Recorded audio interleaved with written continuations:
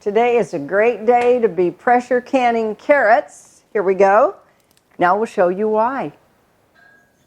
Okay, carrots they call cool weather crop. Are you kidding me? We left them in the ground as long as we could here in North Texas. We got some freezes that got the sweetness in the carrot, but then we harvested them just before our winter storm for the winter. And we've got about an inch of ice under there and then the snow on top of it this morning. So the carrots were all harvested 3 days ago and now they're ready to be canned. Okay, the carrot process is starting. And the first thing we need to do with these carrots is wash them off good. We need to make sure that all the dirt is off. Going in, what we don't want to do is we don't want to include any of that dirt or soil, or whoops, a little bit too strong there, when we're peeling them, because we have to peel them before we process them. So we don't want to push that dirt into the flesh of the carrot. So we'll wash them, we'll peel them, then we'll rinse them again just to make sure we get all of that off, and then we'll come over to the chopping block and start chopping them into the right pieces. So here we are at the peeling table or peeling sink. We're going to go ahead and peel these. They've already been washed, and as you notice, I'm kind of saving these. I'm not putting them down in the garbage disposal. That's a red carrot that turns out real orange inside, doesn't it? I'm not putting them down in the garbage disposal. We have our, obviously our big compost is going to end up here. We have our daily composter up here. It goes under the sink, doesn't stay on top. And we always put it out about once a week. Now, don't throw your greens back into the garbage. Some cities won't let you. But you can either compost in a big way like we have outside. They're all 3 foot by 3 foot bins. Or you can take these scraps, take them out to your garden, and just put them underneath the dirt. They will break down. And you'll be feeding your soils again with all your shavings and peels. And also, we've got carrots left over. Don't throw those little carrots away. I mean, these carrots will be washed up again. We won't peel them, but we'll wash them up and we'll put them in our roast, in our pot roast tonight, and then some of them we will roast and just eat as a side dish. Okay, Judy thinks this is funny, but I don't care. Repetition is the mother of education. Sometimes you have to spell that word over and over again to learn how to spell it, right? Okay, here we are. We came in with raw carrots and we washed them off. Then we peeled them. Then we rinsed them off. We've got our compost bag ready to go from all the peelings and whatever comes off these carrots we're going to cut up. We're going to cut them about just less than a ½ inch, and on the thicker part, as it goes down, we'll cut them a little bit bigger.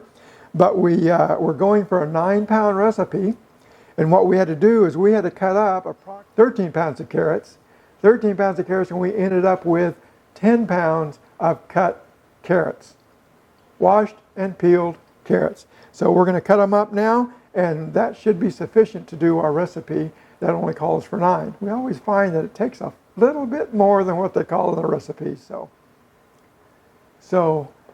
13 pounds of raw carrots will give you approximately 10 pounds of your washed and cleaned and cut carrots for your pressure canner.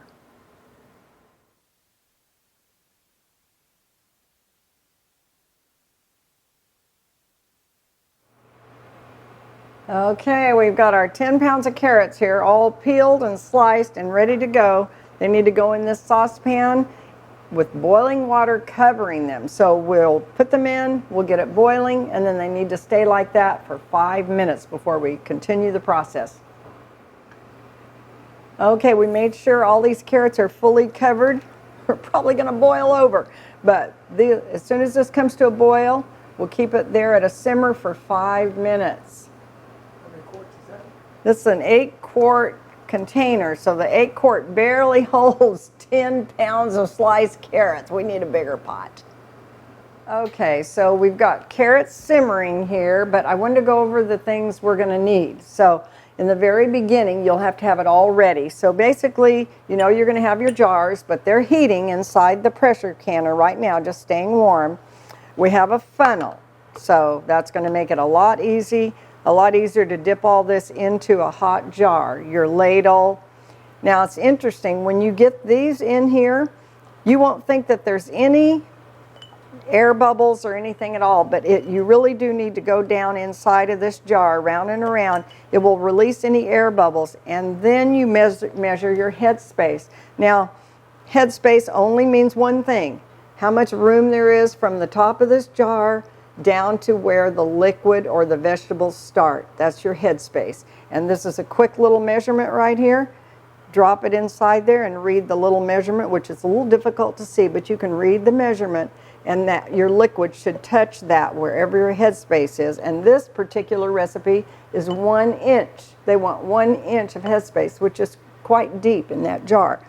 Now, this you will always use. Those jars will be hot. Once they're filled with carrots, you will use this to lift it. Lid will go on here. Then your rim. Come on, little rim. Your rim will go on here, and you only tighten it fingertip tight. No wrenching, no tightening, because air will actually come out of there, and that's a good thing. So you just fingertip tight. Those will be hot.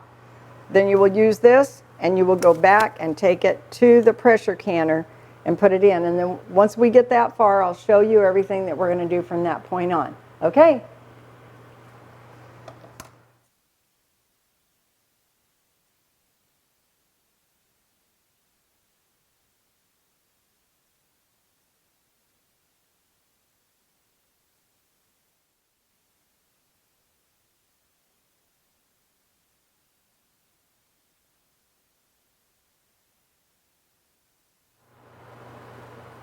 Okay, so we've gotten the hot jars out of the pressure canner. They were just staying warm in there because we don't want any thermal shock. We're getting ready to go from boiling carrots into jars, and they are still hot. So salt is totally optional, but I don't know, salt makes everything better. So it calls for a ½ teaspoon per pint.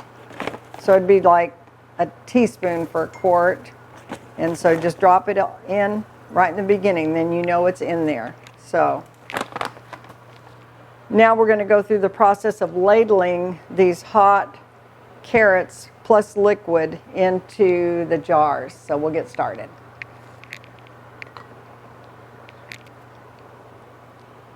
And they've been simmering for 5 minutes on the stove here.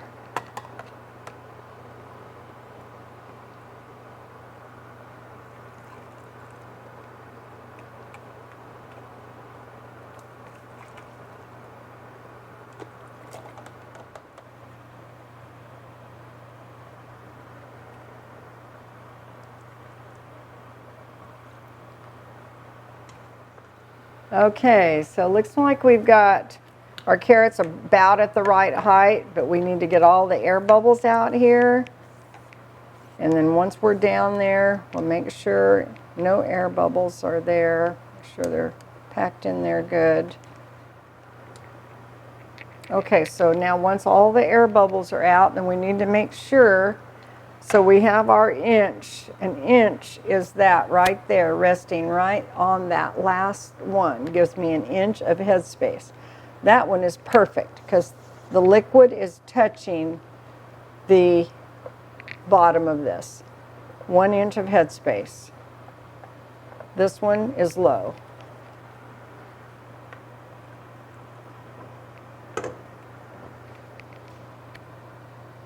Still low. I try and be exact. They have a reason for making the recipe the way it is, okay? Good. And that, get down in there, carrots. That's good. That's good. Okay, so now we're going to wipe off the rims really good. Wipe the top of this. We know we have 1 inch of headspace. And now we're going to put our lids on. And I keep them warm. You really don't have to do this anymore, they say, but I guess old habits. Okay, put this on, and it's just simply, that didn't feel right. Finger tight, that's it.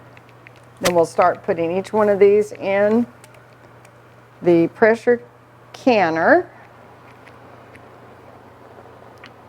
There's about 2 inches of water in here already, and everything goes on a rack. Cannot sit on the bottom, it has to have a rack. Okay, I've got 8 pints in here. It isn't critical that they're not touching each other, but it makes me feel better. So I try not let them touch each other. So there they are, we're ready to go. So now the important part about this is that this is not a pressure cooker. That is not the same thing as a pressure canner. This is a pressure canner. It has a dial gauge. It has a weighted gauge. Some might not have a dial gauge, but if it does, it needs to be inspected by your extension office. If you have an extension office, it needs to be inspected every year. Now I'm using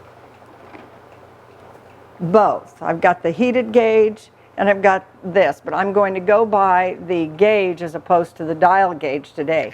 Put this on, you bring this up until it is full on steaming for 10 minutes. It's venting out that hole right there. Turn it up and let it go. Okay, this has been fully venting for 10 minutes.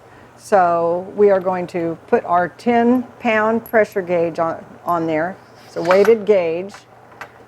And once the pressure comes up to 10 pounds, which this is 10 pounds, this should register also 10 pounds. However, we're going to go by this right now. Your dial gauge should be inspected once every year by your extension office. And you can also pick up some good articles from Ohio State or other ones that has a good one on pressure canning. So take a look at that. We want to be doing this safe. Now we have pints in here, and this is supposed to can for 25 minutes when it's pints. So, and we are below 1,000 feet, so your altitude has a lot to do with it. If you're above 1,000 feet, it changes the timing. So you would need to check all the directions. All right, we've waited the allotted amount of time, 25 minutes, for pints of carrots, okay? We waited until it came up to pressure. Remember, first we vented for 10 minutes. Nothing was up here. It vented for 10 minutes. Then we placed the pressure gauge on, and we waited until this popped out. It took a lot longer than I thought it would. So we waited and waited. This finally popped up, which means it locked the lid into place. Then pressure started building, and then it stayed at 10 pounds. This dial gauge is correct because it's 10 pounds of pressure, but we went by the gently rocking of the pressure gauge that we put on. So now we will move this very carefully. Don't slide, but pick up and move. It's very hot. And let it sit until pressure completely drops, and this air vent lock will drop. Now look on each one of your own canners, because it might be different than mine. This is a Presto. I'm reading right out of the directions, and I'm making sure that I'm doing it as safe as possible. So yours might be slightly different. So far that's the way it works with this one. So we'll see you back when we have a fresh bunch of carrots to look at. All right, our pressure canner has now been sitting off the burner. It's completely down to 0 pressure, and this little jobber in the back, the air vent lock, has dropped flat. This is flat, shows 0, so we know we're good. There's no pressure in there whatsoever. So now we'll unlock this. That's going to be hot. So you always want to open that and turn it away from you when you open that. That's still hot, so, okay. That might need, might need this. This is still hot. Beautiful. All right. Now we're going to take these out, and we want to let them sit undisturbed though. Once we get them sitting out here, we do not want to disturb these. Don't tighten down the lids. Don't do anything. See, those are still boiling inside. Those are still boiling. So we're going to leave those undisturbed now for 16 to 24 hours. And once they're done, then you will just make sure everything's sealed. You'll know because the lids are flat. You'll be hearing some pings going on here, but you'll remove the bands and clean up the jars, and they'll be ready to go into pantry storage. Oh yeah, I love that sound. Okay, well that's all for today, but subscribe and like our videos. And it's Bar JR Farm and Ranch, and we'll be doing some more. We're having a lot of fun doing this. So anyway, tune in, subscribe to us. Thank you, bye.